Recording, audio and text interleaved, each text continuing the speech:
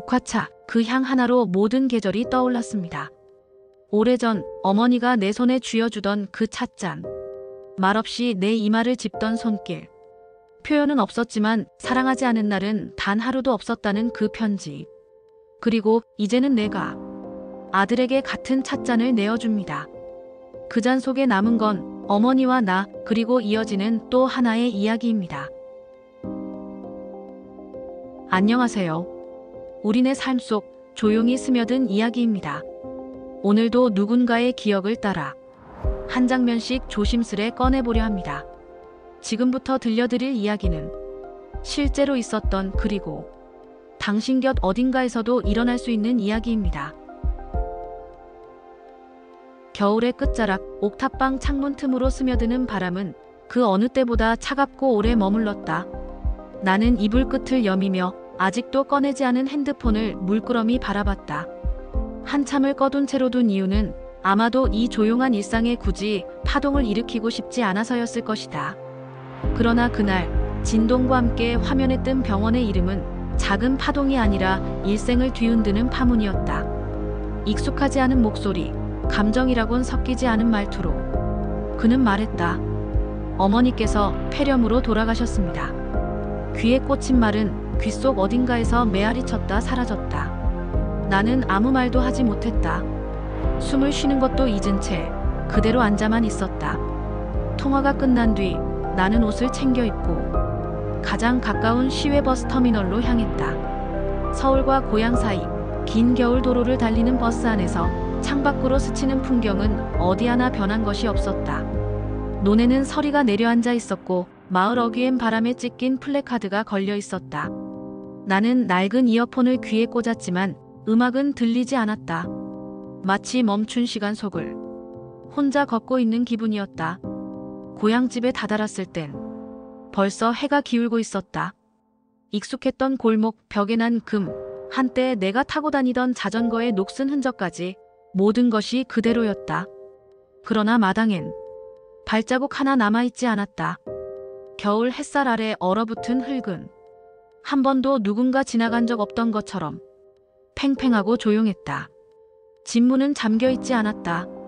나는 조심스레 문을 열고 안으로 발을 디뎠다. 싸늘한 공기와 함께 묵은 먼지의 냄새가 코를 찔렀다. 거실 테이블 위엔 시간이 멈춘 듯 탁자보가 반쯤 거친 채 놓여 있었고 싱크대엔 바짝 마른 수세미 하나가 걸려 있었다. 나는 부엌 찬장을 열었다. 어릴 적 자주 먹던 과자 상자와 낡은 보온병, 그리고 그 아래 작은 종이봉투 하나가 놓여 있었다.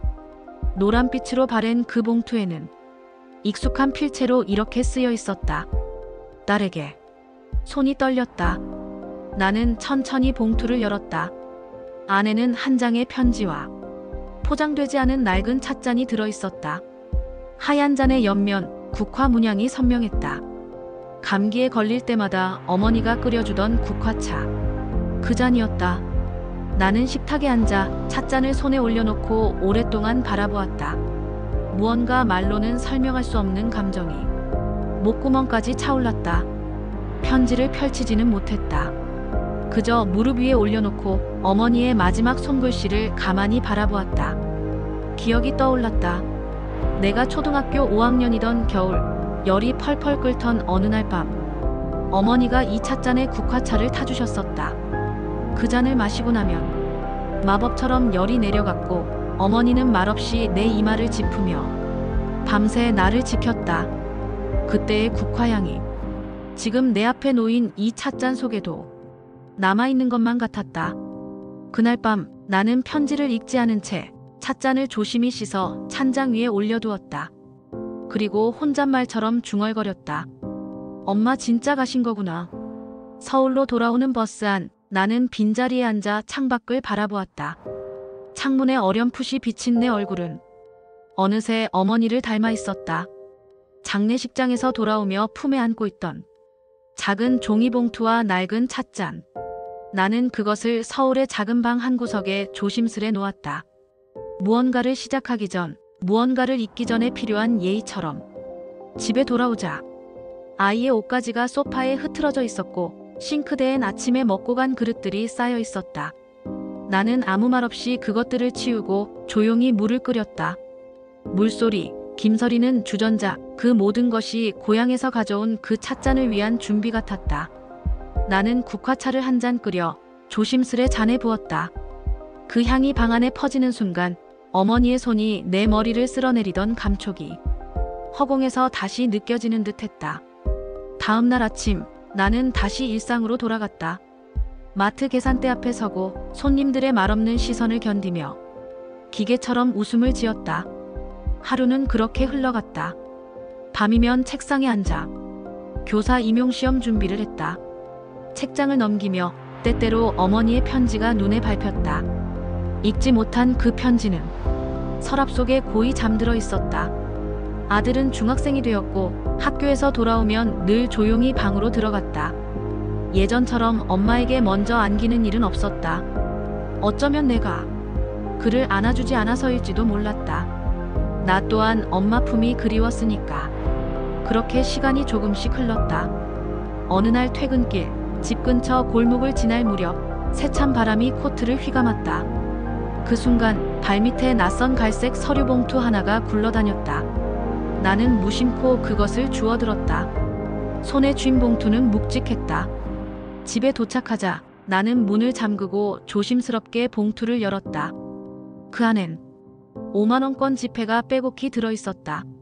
세어보진 않았지만 적어도 수백만 원은 될 것 같았다. 그 순간 나는 침묵 속에서 수많은 생각을 했다.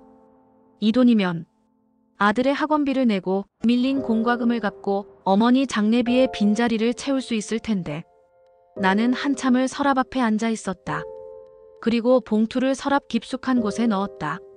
잠을 이룰 수 없었다. 한밤중 조용한 방 안에서 내 호흡 소리만 크게 들렸다. 국화차를 다시 끓였다. 어머니의 찻잔에 따르고 그 향을 맡으며 눈을 감았다. 엄마라면 이 돈을 어떻게 했을까? 정답은 알 수 없었다. 하지만 내 안에서 작은 목소리가 들리는 듯했다. 다음 날 아침 나는 그 봉투를 들고 경찰서로 향했다. 지구대의 문을 열며 나는 마음 한구석이 무겁고 또 가벼웠다. 접수 창구에 봉투를 내밀자 경찰은 의아한 표정으로 물었다. 나는 조용히 말했다. 그냥 돌려드리는 게 맞는 것 같아서요. 며칠 후 경찰서에서 전화가 왔다. 봉투의 주인을 찾았다고 했다. 그리고 그가 나를 꼭 만나고 싶다고 전했다. 약속된 날 나는 경찰서 상담실에 들어섰다. 마주 앉은 그는 중년의 남자였다. 옅은 회색 코트를 입었고 지친 듯한 눈빛 속엔 고마움이 묻어 있었다. 그는 조용히 입을 열었다. 그 돈은 어머니 요양원 보증금이었습니다. 분실한 후 정신을 놓고 거리를 헤맸습니다. 그는 한참을 망설이다 말했다. 혹시 글을 써보신 적 있으세요? 나는 고개를 저었다. 일기 말곤 써본 적 없어요. 그는 조용히 웃으며 말했다. 그럼 어머니 편지를 읽어보세요. 당신 안엔 반드시 이야기가 있을 겁니다. 그날 밤 나는 서랍에서 편지를 꺼냈다. 차분히 천천히 편지를 펼쳤다. 우리 딸 고생 많았지. 엄마는 항상 미안했단다. 표현은 못했지만 사랑하지 않은 날은 없었어. 찻잔을 보며 내 생각을 많이 했단다. 편지를 덮자 찻잔의 국화 문양이 또렷하게 보였다. 마치 어머니의 숨결처럼 그 잔은 조용히 내 앞에 있었다. 나는 손끝으로 찻잔을 쓸며 작게 중얼거렸다. 엄마 나 잘하고 있을까? 국화차의 향은 그날따라 더욱 깊게 퍼져갔다. 편지를 읽고 난 밤 나는 잠들 수 없었다. 방 안은 고요했지만 마음속에는 오래된 파문이 일기 시작했다. 어머니가 말하지 못했던 말들, 내가 듣지 않으려 했던 마음들, 그 모든 것이 하나의 잔물결이 되어 가슴 안을 서성이고 있었다.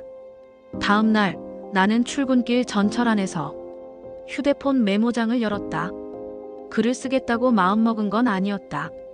그저 내 안에 무언가를 정리하고 싶었을 뿐이다. 찻잔 하나를 받았다. 어머니의 마지막 선물이었다.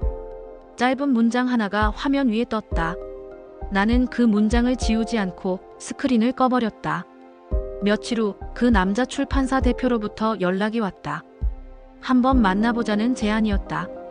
나는 조심스럽게 그의 사무실을 찾았다.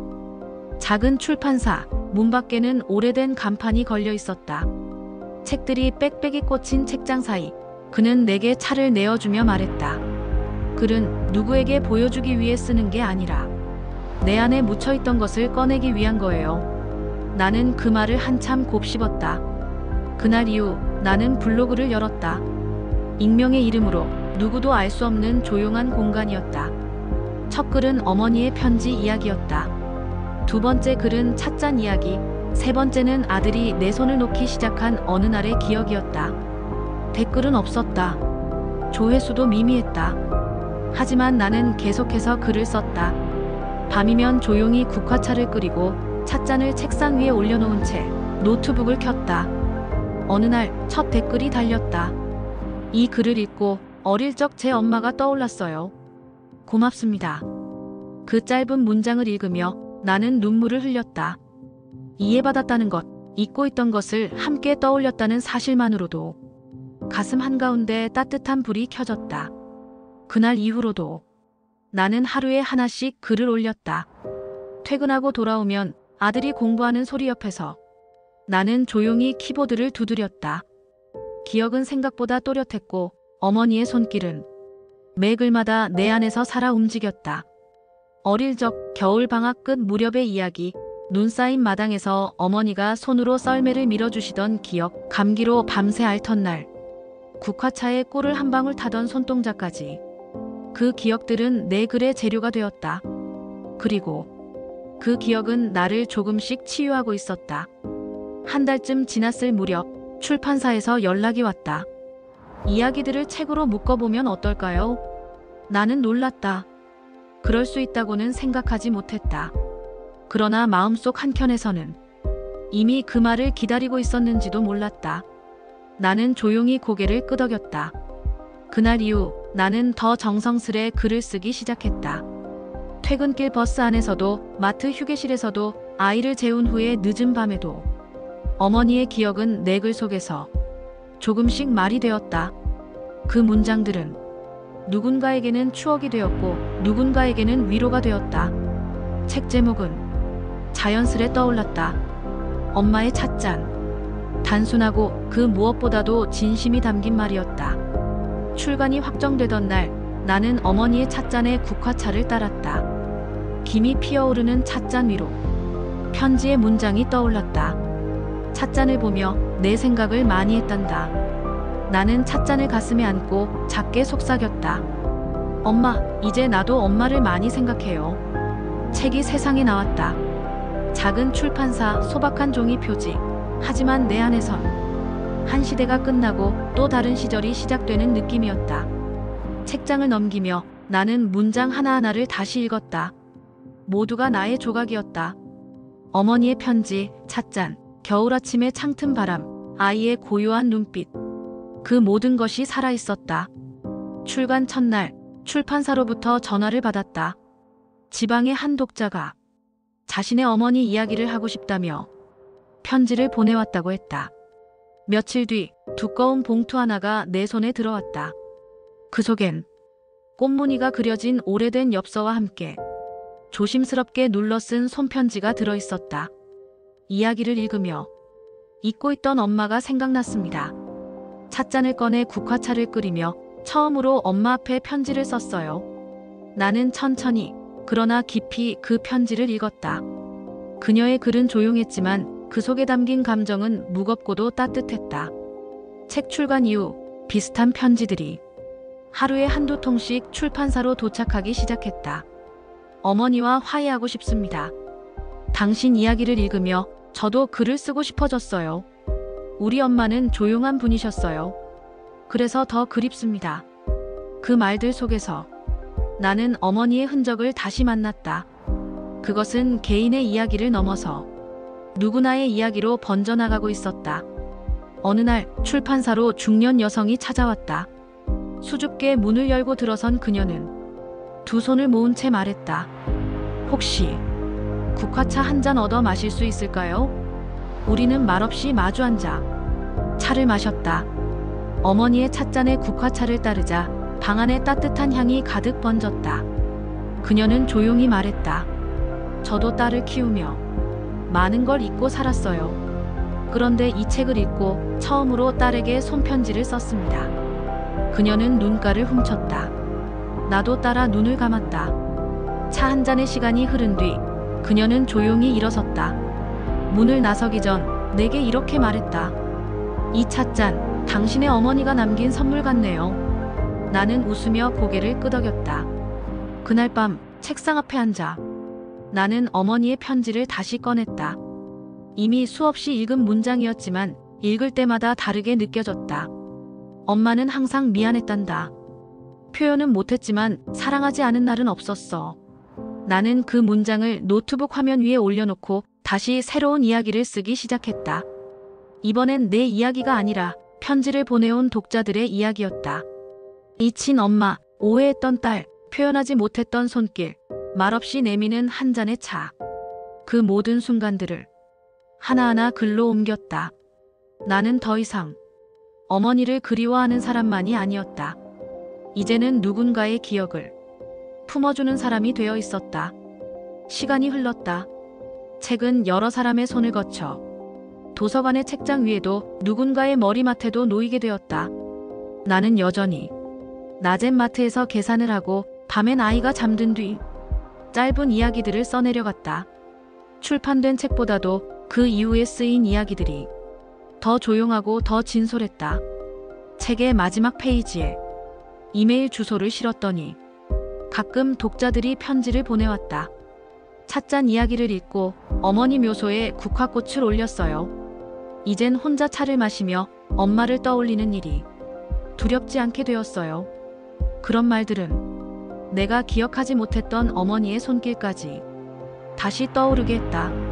그리고 어느 날 아들이 내게 말했다. 엄마 책 학교 도서관에 있던데요. 나는 놀란 눈으로 그를 바라봤다.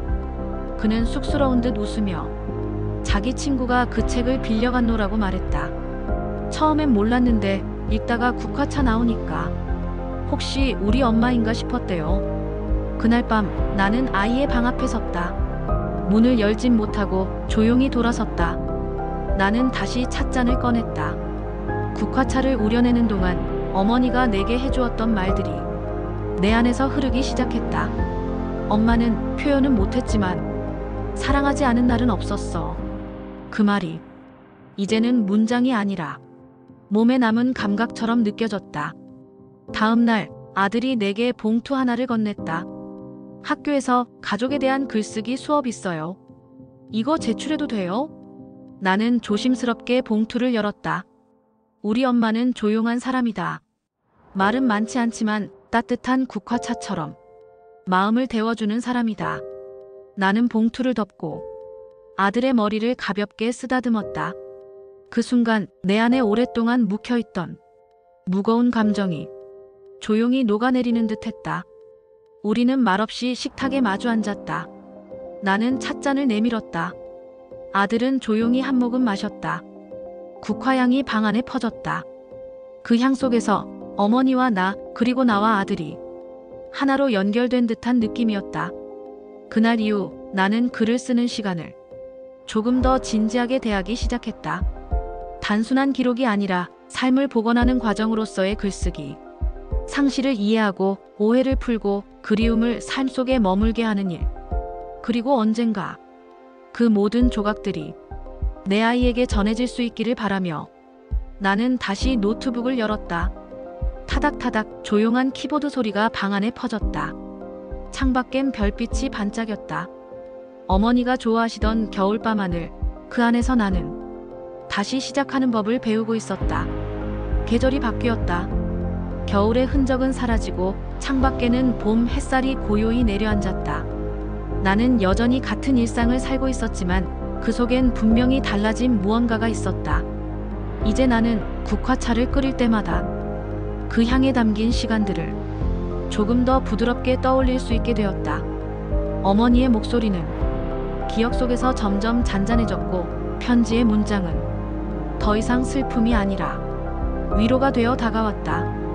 마트에서는 여전히 바쁘게 하루를 보냈다. 계산대 앞에 선 나는 사람들의 표정 하나하나를 조금 더 천천히 바라보게 되었다. 어느 날 할머니 한 분이 국화차 티백을 올려놓았다. 나는 무심코 말했다. 국화차 따뜻하게 드시면 좋아요. 그 말에 할머니는 살짝 웃으며 답했다. 딸이 좋아해서요. 요즘은 저도 따라 마시고 있어요. 그 순간 나는 가슴속 어딘가가 부드럽게 울리는 걸 느꼈다. 집에 돌아오는 길, 나는 작은 꽃집에 들렀다. 거기엔 노란 국화 한 다발이 있었다. 나는 그 꽃을 사서 책상 옆에 놓았다. 국화차 잔 옆 편지 아래에 노란 빛이 퍼졌다. 밤이 되면 아이와 함께하는 시간이 조금씩 늘었다. 아들은 요즘 자신의 꿈에 대해 말하기 시작했다. 처음엔 조심스럽게, 이제는 나지막이, 그러나 꾸준하게. 나는 그의 이야기를 들으며 어머니가 내 이야기를 들었던 날들을 떠올렸다. 말없이 내 옆에 앉아 국화차를 끓여주던 그 밤들. 나는 어느새 그녀가 내게 해주던 모든 것을 내 아이에게 그대로 되돌려주고 있었다. 그리고 그 일이 이제는 조금도 낯설지 않게 느껴졌다. 글쓰기도 변해갔다. 이젠 단순한 기억의 기록이 아니라 지금 이 순간의 감정을 담는 일이 되었다. 지하철 안, 마트 휴게실, 밤잠 설치는 창가 자리.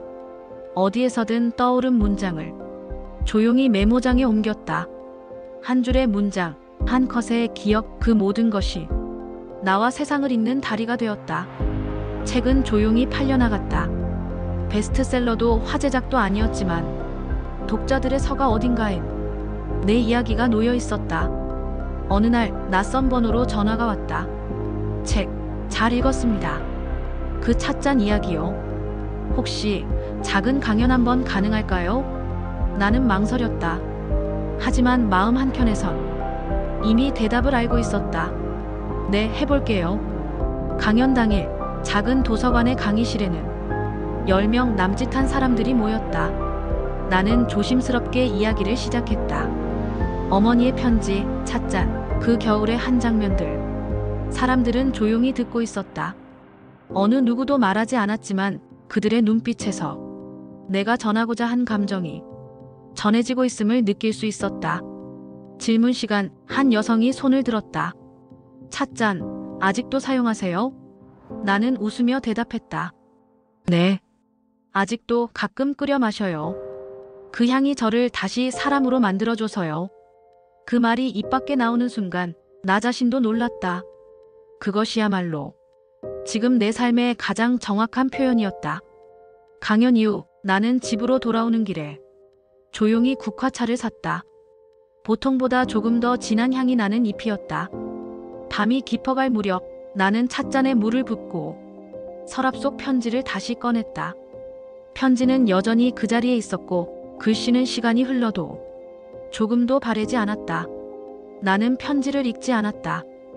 이젠 그 안의 문장을 모두 외우고 있었기 때문이다. 딸, 고생 많았지. 엄마는 항상 미안했단다. 사랑하지 않은 날은 없었어.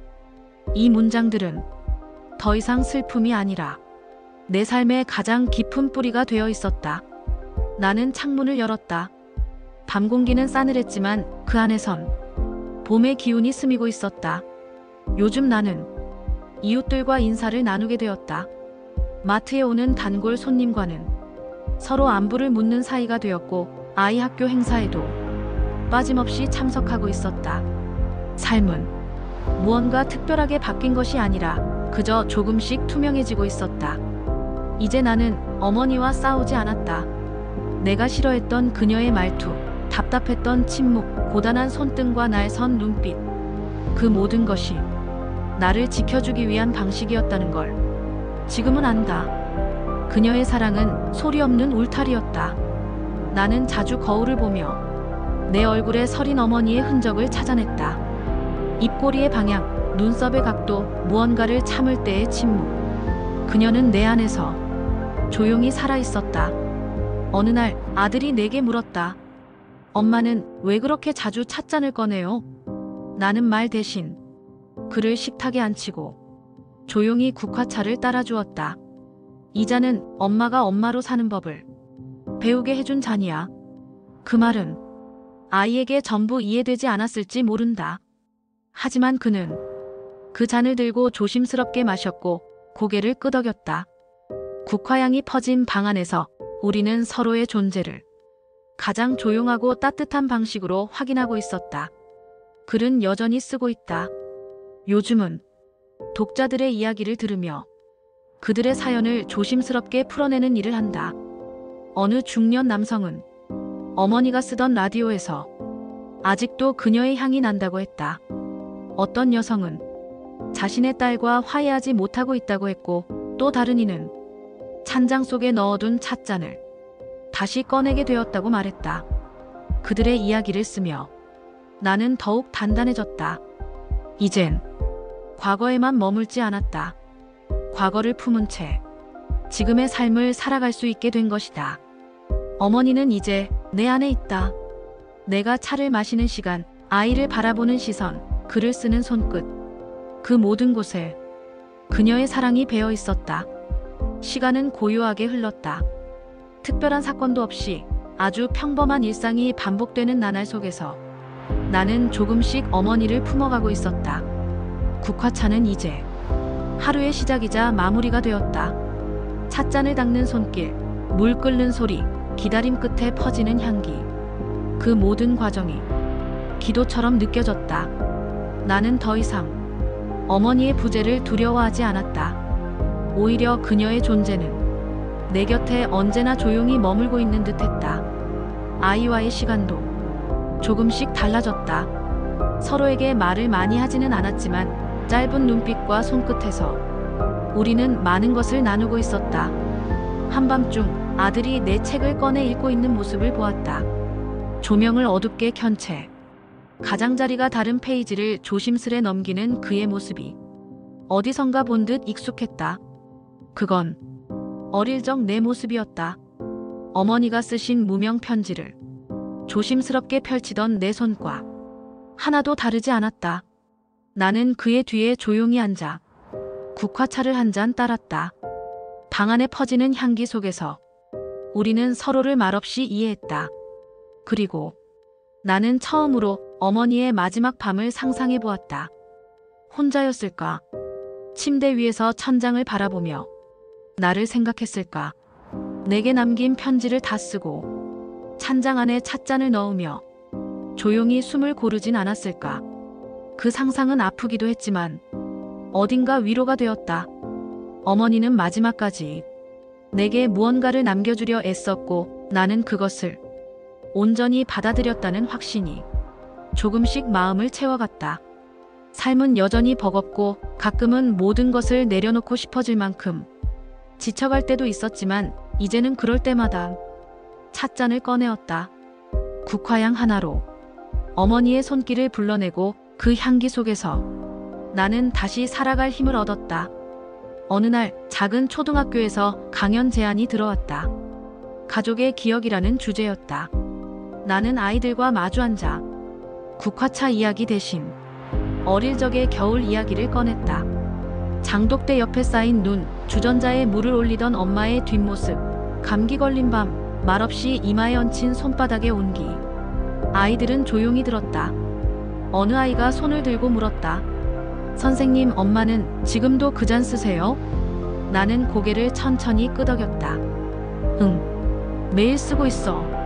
그 잔이 있어야 내 하루가 시작되거든. 교실 안에 조용한 숨소리가 퍼졌다. 나는 아이들에게 말했다. 엄마는 항상 거기 있어. 말하지 않아도 그 자리에 조용히 남아있어. 강연을 마치고 돌아오는 길, 나는 노을 진 하늘을 바라보았다. 붉은 빛 사이로 어느새 별 하나가 떠 있었다. 어머니가 자주 말하던 저녁 별이었다. 겨울이 다시 돌아왔다. 찬바람이 옷깃을 파고들고 햇살은 늦게 뜨고 일찍 졌다. 나는 그 계절을 이제 예전처럼 두렵게 바라보지 않았다. 오히려 그 속에서 어머니를 만날 수 있었다. 아들은 고등학생이 되었고 시간은 빠르게 흘러갔다. 하루가 다르게 키가 자라고 목소리도 깊어졌다. 그는 점점 말이 줄었지만 눈빛엔 많은 감정이 담겨 있었다. 나는 그 변화를 어머니가 내게 해주던 방식대로 말없이 받아주고 있었다. 어느 날 밤 아들이 내 방 문을 두드렸다. 나는 깜짝 놀라 노트북을 덮었다. 그는 머뭇거리며 말했다. 엄마, 이거 좀 읽어봐 줄 수 있어요? 그가 내민 것은 흰 종이에 또박또박 적은 글이었다. 내가 닮고 싶은 사람. 나는 그 제목만으로도 이미 마음이 울컥했다. 그는 내 옆에 앉지 않았다. 대신 문 밖에 서 있었다. 나는 조용히 글을 읽기 시작했다. 우리 엄마는 늘 조용했다. 화려하지도 유명하지도 않다. 하지만 엄마는 가장 단단한 사람이다. 나는 엄마를 닮고 싶다. 말없이 나를 지켜주는 사람, 국화차처럼 따뜻하고 은은한 사람이 되고 싶다. 나는 글을 다 읽고 종이를 내려놓았다. 그는 말없이 서 있었다. 나는 문을 열고 그를 가볍게 안았다. 그 품은 내가 어린 시절 어머니의 등을 껴안던 그 순간과 어딘가 닮아 있었다. 그날 밤 나는 다시 어머니의 편지를 꺼냈다. 이미 수십 번, 수백 번을 읽었지만 오늘은 조금 다르게 읽혔다. 내 안엔 엄마의 모든 계절이 담겨 있단다. 그 문장이 그날 처음 눈에 들어왔다. 나는 그날 찻잔의 국화차를 따르지 않았다. 대신 창문을 열고 밤하늘을 한참 바라보았다. 별이 떠 있었다. 작고 흐린 빛이었지만 내겐 충분히 따뜻한 빛이었다. 삶은 더디고 때로는 이해할 수 없으며 무게를 지닌 채 흘러가지만 그 안에서 누군가는 조용히 우리를 지켜보고 있고 그 온기를 기억하며 살아갈 수 있다면 그것만으로도 충분하다는 생각이 들었다. 나는 노트북을 켰다. 하얀 화면에 처음 써보는 문장을 띄웠다. 어머니, 당신은 아직 여기에 계십니다. 내 하루 속 아이의 눈빛 속 국화차 향기 속에서 당신은 오늘도 말을 걸어옵니다. 나는 그 문장을 저장하고 노트북을 덮었다. 책상 옆에 놓인 찻잔을 닫고 편지를 다시 봉투에 넣었다. 그리고 아주 천천히 방 안에 불을 껐다. 봄이 지나고 여름이 왔다. 햇살은 강해졌지만 내 마음 안에는 여전히 조용한 겨울 한 조각이 남아 있었다. 나는 그것을 이제 감추지 않기로 했다. 기억의 찬 기운을 살며시 꺼내어 온기로 바꾸는 법을 알게 되었기 때문이다. 아침마다 찻잔에 물을 붓는다. 어머니가 마지막으로 남긴 국화차, 그 향은 계절을 가리지 않고 늘 같은 온도로 퍼져나간다. 책상 옆 작은 선반 위에 노란 국화 한 송이를 놓는다. 아이도 이제 그 의미를 안다. 무언가 말하지 않아도 우린 서로의 마음을 알아채는 사람이 되었다. 가끔은 아이가 먼저 찻잔을 꺼내어 놓고 말한다. 오늘도 차 마시고 시작할까? 나는 웃으며 물을 끓인다. 그리고 조용히 잔에 따른다. 그 순간 나는 매번 어머니를 다시 만난다. 기억이란 건 시간이 지울 수 있는 게 아니었다. 그것은 매일을 살아가는 방식에 천천히 스며드는 것이었다. 출판사에서는 두 번째 책 제안을 해왔다. 처음처럼 망설이지 않았다. 이번 책은 내 이야기가 아니라 이야기를 들려준 사람들의 이야기다. 편지를 보내온 이들, 강연장에서 만난 이들, 한 잔의 국화차로 마음을 이어간 수많은 사람들의 시간. 나는 그들의 이야기를 받아 적으며 내 안의 어머니를 더 넓게 품었다. 그리고 그 글을 쓰는 나 자신을 점점 더 이해하게 되었다. 마침내 나는 어머니의 말이 무엇을 의미했는지 알게 되었다. 사랑하지 않은 날은 없었어. 그 말은 사랑을 말로 하지 않아도 살아내는 시간 안에서 어떤 방식으로든 전해진다는 뜻이었다. 나는 지금 그 사랑을 매일의 삶으로 살아내고 있었다. 어느 늦은 밤 아들은 잠든 방 안에 책을 한 권 놓아두었다. 엄마의 찻잔 이우리가 나눈 시간들. 표지에는 처음 그 찻잔의 그림이 조금 더 부드러운 선으로 다시 그려져 있었다. 나는 책을 펼쳤다. 첫 장에는 아이의 손글씨로 이렇게 적혀 있었다. 엄마는 내게 매일 한 잔의 따뜻한 문장입니다. 나는 책을 가만히 덮고 불을 끄고 누웠다. 창밖에는 별이 떠 있었다. 그 별은 어릴 적 어머니가 가리켜주던 별이었다. 딸, 오늘 하루도 수고했어. 나는 속삭였다. 엄마, 저도 잘 지내요. 그리움과 함께, 그리고 그리움 속에서. 그렇게 하루를 마무리하며 나는 내일을 기다린다. 국화차를 끓이고 찻잔을 닫고 아이를 바라보며 어머니의 향기를 기억하는 삶. 그것은 이별이 아니라 매일 새로 쓰는 작은 인사 같은 것이었다. 그리고 그 인사 하나로 나는 다시 살아간다. 오늘의 이야기가 당신 마음에 작은 온기로 남았다면 잠시 조용히 함께 머물러 주세요.